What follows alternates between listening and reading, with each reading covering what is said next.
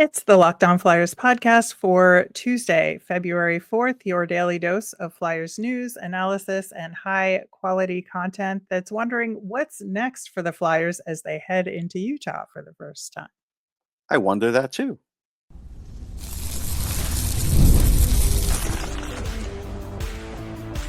You're Locked On Flyers, your daily podcast on the Philadelphia Flyers, part of the Locked On Podcast Network, your team every day.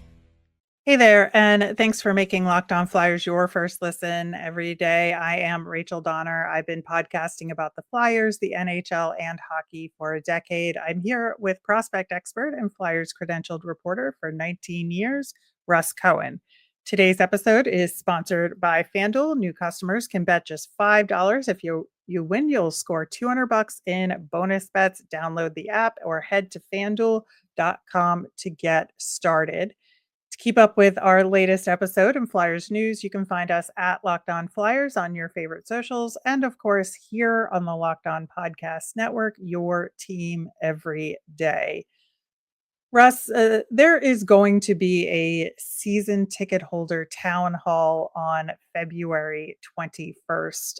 It was sent around, and Dan Hilferty is going to be there. Keith Jones is going to be there. Danny Briere, as well as Todd Glickman, who's their chief revenue officer. And I am very sure that there are two things that prompted this town hall. And they could have had it planned in advance for sure. They do these Maybe. from time to time. But they had their first price increase in tickets for season ticket holders going into next season. It's going to increase by an average of $5 per game because they have that variable pricing Right. depending on the demand and whatnot. And the Flyers went 6 seasons without raising prices. Assuming they don't make the playoffs this year, that'll be 5 years in a row without making the playoffs. They haven't made the playoffs since the bubble. And with the big trade as the other element here, that happened. And, we'll see if there's anything else that happens between now and then. But I think the big trade and the price increase necessitates this town hall, right? Yeah, I would think so. Look, 6 years, it seems like, well, yeah, it's due. I mean, but for the people that are paying it, it seems like, well, the team's not very good. What am I paying for? Like, that's the yin and the yang of it. And I get it.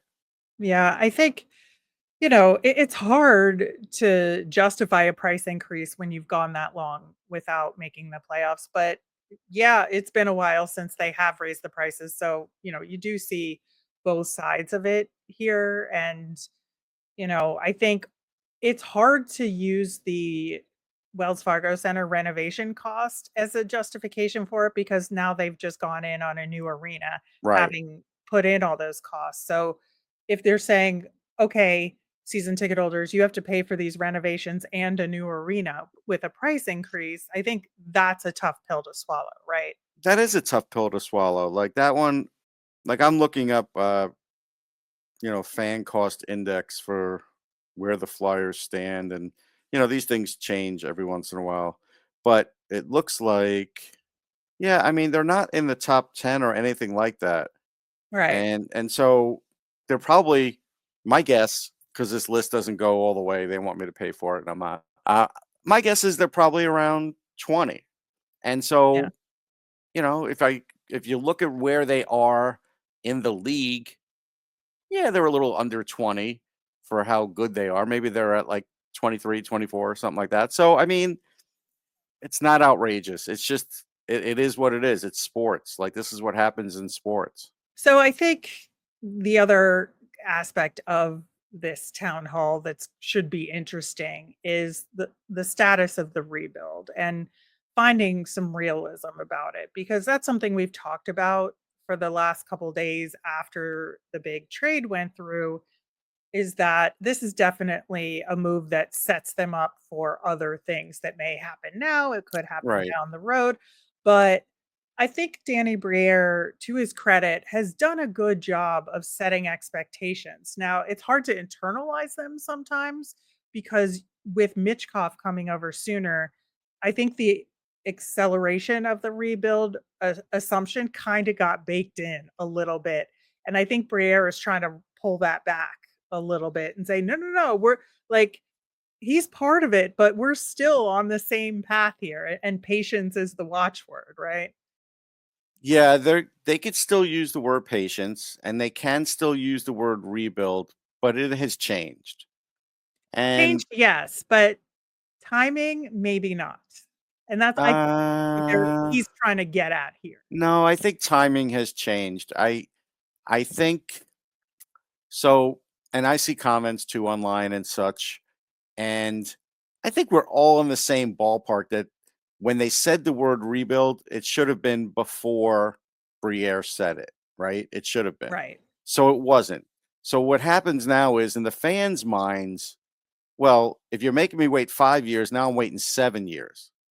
You know what I mean? Right. That's how the fans are thinking about it. And I understand that thinking. I do. So now, I'm looking at things and I'm like, okay, before the Frost and Farabee trade, I would have said you could skip a year on this rebuild. I think they're doing pretty good because they have this young talent, but now they sort of, gave up on that young talent, those two guys, which Frost scored a goal. I'm sure everybody saw He that. did. Yes. But you passed on that. So now presumably they're going to make up that talent gap in free agency with all this money to spend because it's not going to make their prospects any better any quicker. Nothing does that. So when I Right. look at the two, I say all this did is, yes, it gave them cap space and gave them the ability to pick up free agents, but the prospects are still on the same path. So that timing's the same, but in fans' minds, it's like they don't see it. It's hard to picture it now based on removing players, even the new players, because they haven't shown up yet because of visas. Like the picture's incomplete. That's the problem.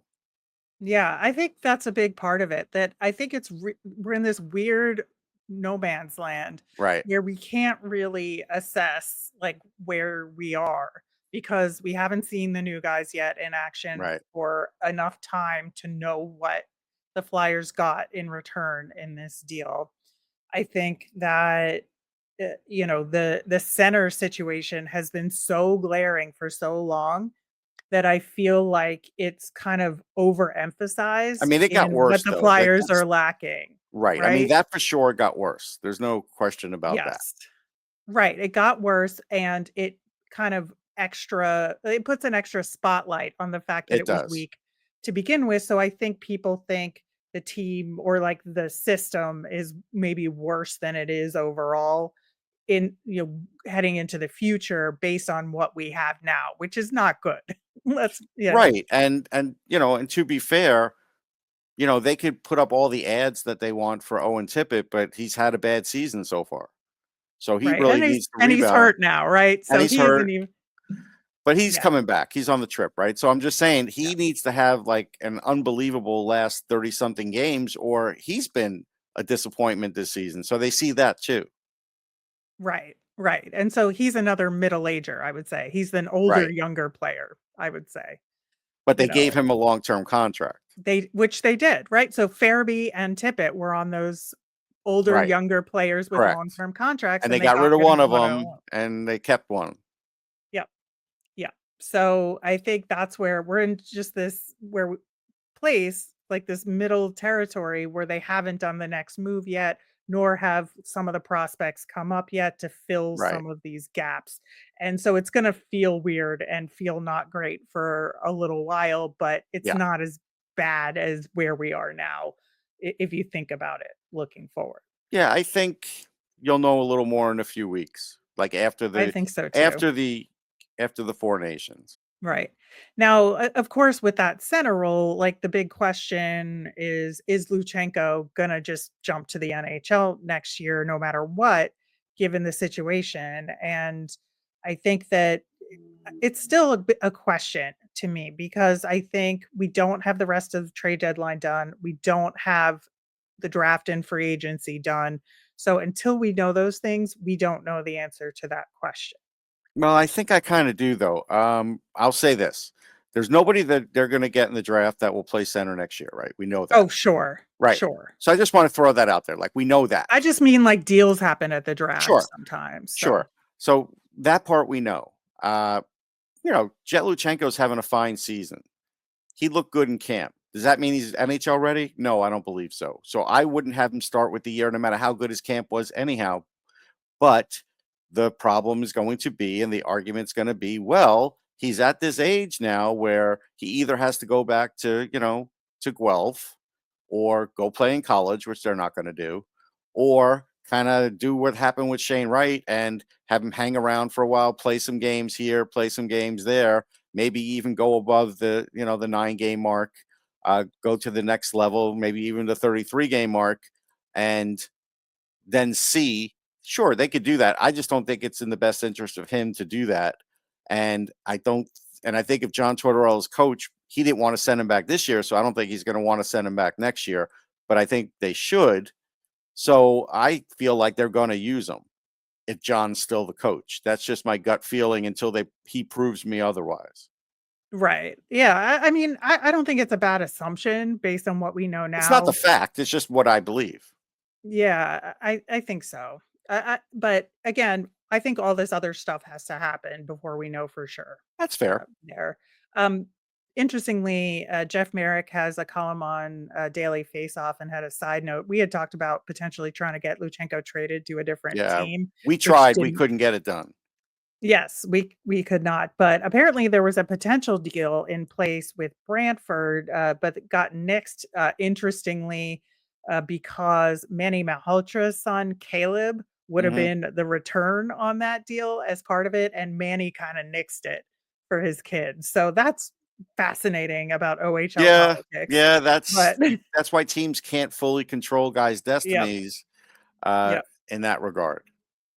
Yeah. So alas, 'twas not to be, but we'll see what happens there. And I don't blame Manny. Nobody should blame Manny for what he did. No. But we'll see what happens there. We'll see what happens at the town hall. In the meantime, the Flyers are facing the Utah Hockey Club in Salt Lake City for the first time. And we are going to talk about them coming up next. Super Bowl 59 is here. Well, it's getting closer. One game, two teams, endless possibilities, and there's no better way to make every play more exciting than with FanDuel Sportsbook. Whether it's predicting the first touchdown, calling the MVP, or even betting on the coin toss, FanDuel makes it easy to get in on the action. With live betting all game long, you could just adjust your bets as the game unfolds and feel the thrill from kickoff to the final whistle. The live betting feature lets you stay involved no matter what happens on the field, and the app is super easy to navigate. So plus knowing that you can place a $5 bet and potentially win $200 in bonus bets for the Super Bowl, that's icing on the cake. I'm still going with the under here. Download the app or head to FanDuel.com to get started. Bet just $5, and if you win, you'll score $200 in bonus bets. That's FanDuel.com. Bet with FanDuel, official partner of Super Bowl 59. On tomorrow's show, we will recap this Flyers versus Utah game. Plus, we will be answering your mailbag questions. I'm sure you have a lot of them after this trade, so make sure to get those in. I'm sure. You can email us at lockedonflyers@gmail.com. Send us a message on any of our socials at lockedonflyers, or you can comment on our YouTube channel. And there's a lot of those comments that I'm going to wade through to get some good questions from y'all. So looking forward to that topic on tomorrow's show. For the Utah Hockey Club, we talked about it last week on the Friday show, I believe, about the name update with them. And one of the choices had been the Utah Wasatch, naming them after the Wasatch Mountain range there. But after the first day of voting, they nixed it. And we knew that. That was obvious. Well, who knew if they were trying to steer people in one direction? Maybe I thought Wasatch was there as a red herring to try and, maybe. I didn't feel confident about that, though. I just didn't.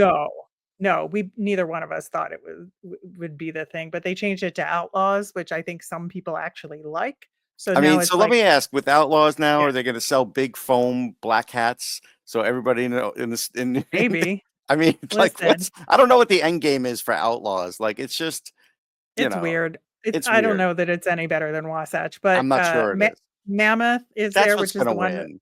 that's what's gonna win, I feel like, or Utah Hockey Club keeping it the I'm same way. okay with that, by the way. If I was choosing, I would keep that. Not because it's just lazy. Like I thought the jerseys, the sweaters look good. I felt like they did a good job of branding. And honestly, watching the Washington football club turn into the Commanders, I don't think the Commanders did anything better for them in merchandise. I think you're just better off No. keeping with what you started. I don't know. Yeah. Yeah, I mean, it's hard because you wanna give give them a nickname, I right? know. But it is what it is. We'll see how it turns out. They're doing their voting all week. I did see in their most recent game, which they lost to the St. Louis Blues 2-1. It was in Utah, and there was a picture I saw of a lineup of people who were waiting to vote, and there were some people in Blues jerseys in the line. So Voting. yeah, They shouldn't I be thought allowed to vote.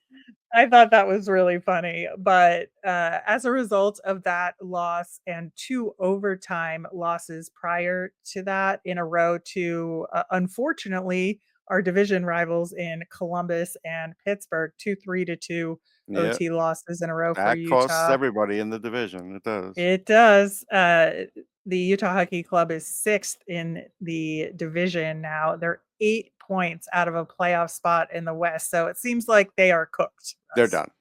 Yeah, they're not making it. But look, they're a team that is going to play hard the same way the Flyers are going to play hard. So I still think it'll be a good game. Yeah, and I think the biggest factor right now is that Logan Cooley is out, at least for the time being. That He's hurts. injured, and that he has been a huge part of some Yeah. of their success Oh, this he's season, had some right? highlight plays, no question about it. And so that hurts. And then it hurts that the Flyers guys with the visas won't be there either. I alluded to that earlier. So they're not making the Yeah, game. Jackie Spiegel yeah, reported it. So yeah, yeah. So, and again, we're in this weird middle ground where like they're short guys, and they playing at don't have to be, altitude. Rachel. They had days in Well, we'll between. see. Hold on. But they had days in between. They could have called up a forward, sent them to Utah. That's not that long of a flight. Still could be done. But Yeah, I mean, as of recording, it has not been done. So no. So we'll they're see not if going to that do it, but they changes, could but have. doesn't seem like it. Right. Dylan Guenther is on IR as well Which for also Utah. hurts. He was on a good goal Yeah, scoring tear for them. he was. He really was. And Tisha Gintla has been out all season because he got Yeah. hurt in the preseason. So I think, some of their offensive weapons have been missing in action a little bit. But unfortunately, the Flyers offense has been missing in action and they need to just score. I think that's really at a baseline. We just want a goal. Can Yeah, we do I that, think Flyers? I think you have to get a goal. You can't go 4 games getting shut out. Like you just Right. can't. So do what you have to do to get a goal or get that first goal. This should be the game that you should be able to do it. Right. And, Utah doesn't score a lot either, right? Right. They're below the 3 goal threshold pretty consistently. They have a lower shooting percentage than the Flyers, 5-on-5. Uh, and in other stats, they're pretty much the same as the Flyers in a lot of instances. So uh, they're pretty much the same in scoring chances per 60 and expected goals for per 60 than the Flyers. They're only zero point 0.2 higher than shots per game played than the Flyers, so pretty close there. I would say Yeah. the difference maker for the Flyers here, Utah's expected goals against per 60 is a little higher than the Flyers. It's 0.35 different, which statistically is a lot more significant Yeah. there. And then the Flyers have much better shot quality. They have much more high Yeah. danger, high quality shots. The only thing is, like in this game, has the coach completely taken away the home run pass for Michkov? It seems so. And this would be the game to do it. Not only to get off the Schneid, but maybe to make it up to the kid for what happened the other day. Because you can't take this play out of his arsenal forever. Like you just Right. can't. And so, I mean, at, let him try the Michigan again, for God's sake. yeah, I mean Who anything, but cares? it's just Just like let him do now. it. I feel like now he's walking on eggshells or skating on eggshells, don't you? I mean, I just feel like we're not seeing what we could fully see out of him now because I think he doesn't want to get into it with the coach again. I mean, it is a valid point. I think that they just need to let everybody go and say, we don't really have lines right now. We're Yeah, playing 11-7. Like, just do whatever you want out there and see what sticks yeah, and go from there. but Right. we know that that's not possible. I mean, I think to a certain extent that with the Flyers defensive structure, they have to play a certain way and it doesn't allow them to do that offensively. Yeah. No, I listen, I would love to see it. I mean, I think this game, they need it. They need it Yeah. mentally. They do. They do. And so I think getting on the board in the first period, especially just get that off their backs Yes. and move on and then hunker down with your structure, right? Yeah. Just let it fly early, get a goal, move on, and then have your strong defensive Yeah, I structure. mean, that should be the way they go about this game, honestly. We'll see how it goes against this Utah team, and hopefully we will have goals to talk about on tomorrow's show.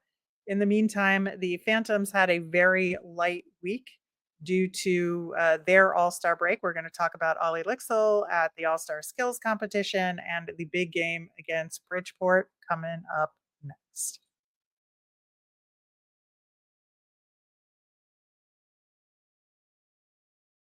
All right. So, like I said, very short week for the Phantoms. They just had one game in this past week against the Bridgeport Islanders, but they won that game 9-2, Well, you Russ. have to win that game. Bridgeport is pathetic. Well, you look at their last game I against know. Bridgeport, which was I like a know. one goal game, I very low know. scoring. It was I a get it. big deal, I think. Unfortunately, there's still because of just the one game, and we talked last week about the fact that everybody in the division had games in hand on them, Yeah. and Wilkes-Barre Scranton even was up to 7 at that point. 7. It Go. had been, yeah. Okay. So with them only playing the one game this week, that allowed a couple other teams to catch up a little bit, but there's still only one team that doesn't have games in hand on the Phantoms for the moment. So where they are in the standings, I think, is kind of a mirage in a lot of ways. We're gonna have to Yeah. see when the teams get closer here. But to go into the All-Star break on a very good note is extremely important Sure. for when they come back. And especially, we'll see what happens. It feels like these call ups to the Flyers are just for the AHL All Star break, but Right. we'll see if anybody sticks. Right. Because obviously we know Jacob Gaucher has been up with the Flyers now. They called up Emil Andre again for the road trip. Kolosov is practicing with them. So we'll see. I'm assuming these guys are going to go back down, except for maybe Andre Right. when the Phantoms are back. But obviously still with Cal Peterson out, they need Kolosov down there. They should send them right back. I'm sure they will. Yeah, I think so too. Olle Lycksell was not in this game against Bridgeport because he was sick, and then he had to get on a plane to go to Coachella California. Valley Yeah. for the All-Star game, and he was in 2 competitions in the All-Star Skills competition. We don't know the results of the actual All-Star game as a recording, but he did the relay race, which is like skating around the Yeah. cones Yeah. and intricate skating, and he unfortunately bobbled the puck a little bit, but was pretty like neck and neck with Ryan Suzuki, which I thought was pretty good, That's all good. things Yeah. considered. Suzuki can skate, and I think Ollie's a pretty good skater. So good for him. Yeah, and then his other event was the accuracy competition, like the shooting accuracy, and he came in second in that. It took him 7 shots to get the 4 targets, and Dalibor Dvorsky won it with 6 shots. Okay. So, That's a different level, skill level there. Yeah. yeah. So I think he did pretty good in the He did. skills He comp did fine. Good for overall. him. Yeah. Now that game against Bridgeport, I mean, Bridgeport is very, very bad. Let's be clear. But Kolosov did play in that game, 20 saves on 22 shots. I thought he played so much better. And that's really what was Yeah. important, You're just right? looking for that. Yep. Right. That's important. Because the previous week he allowed 5 goals per game. And so to only Right. allow 2, even though their team is bad, it's still much better. And I think it'll give him some confidence For there. sure. We also talked last week about, several guys that needed to step up who had been sorely lacking. And in a game like this, they had to do it. And to a large extent, a lot of them did. Samu Tuomaala, 2-goal game. Dude hadn't scored That's in good. forever. Yep. True. Alexis Gendron scored. We talked about him We did. needing to step up. Massimo Rizzo had been sick and he'd been hurt a little bit. A goal and 2 assists in this game. Yeah, they could only play Bridgeport every game. Yeah. Now, Emil Andre, who we had said, I didn't think he necessarily deserved the call up per se based on how he'd been playing. But in No, this I mean, but he probably should never have been sent down. So I think that's why he got correct. called up. Yeah. I think I think it's fine that he got called up, but and the Flyers need him and his skill set. So I don't have any issue with it. But you're looking at his quality of play with the Phantoms and just on that alone, would you have called him up to a generic NHL team? I would say no. Right. However, in this particular game, he had 2 assists, and his assist on the power play goal for the Brendan Furry goal was a very good play, and he looked really good on the power play.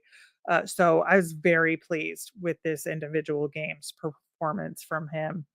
And then, the only guy that didn't really step up that we've been harping about was Elliot Denoye.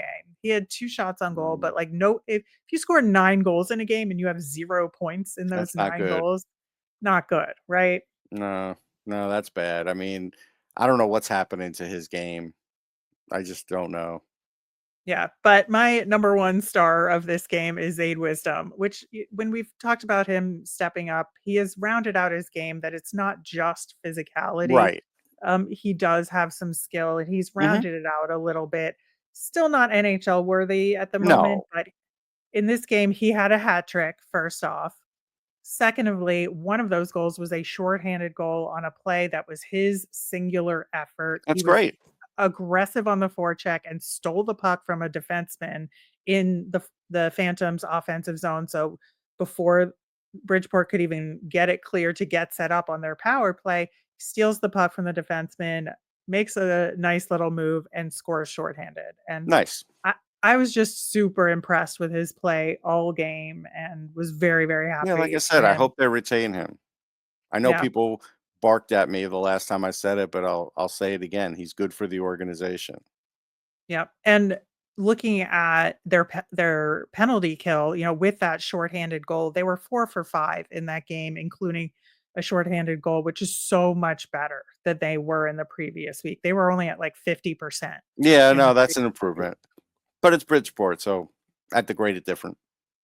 You do, but like I will take any improvement from the I know you will. Phantoms at this I know. point, you know. I know.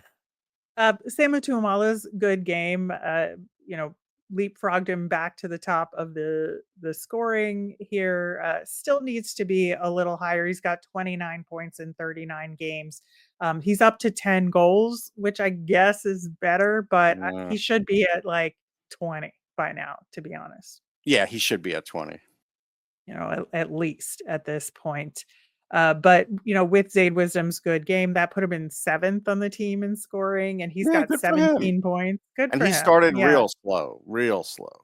real slow. And Jacob Gaucher is in 2nd place on the team with 27 points in 44 games. That's real good for a guy Yeah. that started with an ECHL contract and now just Yeah. got his first NHL game in. So I think, I think they went into this All-Star break on a very good note, like I said, which is the most important part of it all. Yeah, I think that's the biggest thing. You want to always have that going into it on a good note. You come back, they need to play like 750 hockey probably to really Yeah. make a dent. And I think a big part of that is going to be what the Flyers decide to do, Correct. and with like Abels and Richard and Andre. And I mean, I I'll just think tell you right now, I don't think Abels is going back anytime soon. I don't think so either. I mean, they did scratch him Yeah, in but one he's still going to game, be with the but team, though. You know what I mean? Even if he does get scratched. yeah, so we'll see what Yeah, happens there, but regardless, I do think those are gonna be huge factors in how the no Phantoms doubt. do. moving forward. There are 2 games this week, which I think will hopefully allow other teams to, like I said, continue to catch up in terms of games played. They've got a Friday game against Cleveland and a Saturday game against Hartford. So Yeah, I think, Hartford's not having a great season. That's winnable. yeah, Cleveland's going to be tough, but they're Yeah, both home games. So that's good as that's well. good. And we'll see what happens. Yeah, get the candied nuts. They're really good. Yeah. All right. That will do it for today's show. Thanks so much for listening. We'll be back tomorrow to talk Flyers versus Utah Hockey Club. And as a reminder, we always want to hear from you. You can send in those mailbag questions on any of our socials at Locked On Flyers. You can email us at lockedonflyers@gmail or comment on our YouTube channel. I'm Rachel. I'm on Blue Sky and Twitter at rmiriam. That's RMIRIAM. I'm Russ. I'm at Sportsology on the same socials. SPORTSOLOGY. Thanks for making Locked On Flyers your first listen today. For your next listen, find Locked On Fantasy Hockey. Become a fantasy hockey expert and get the edge over your league mates with daily tips from Steal and Flip. Find Locked On Fantasy Hockey on YouTube or wherever you listen to podcasts. Have a great day, everyone.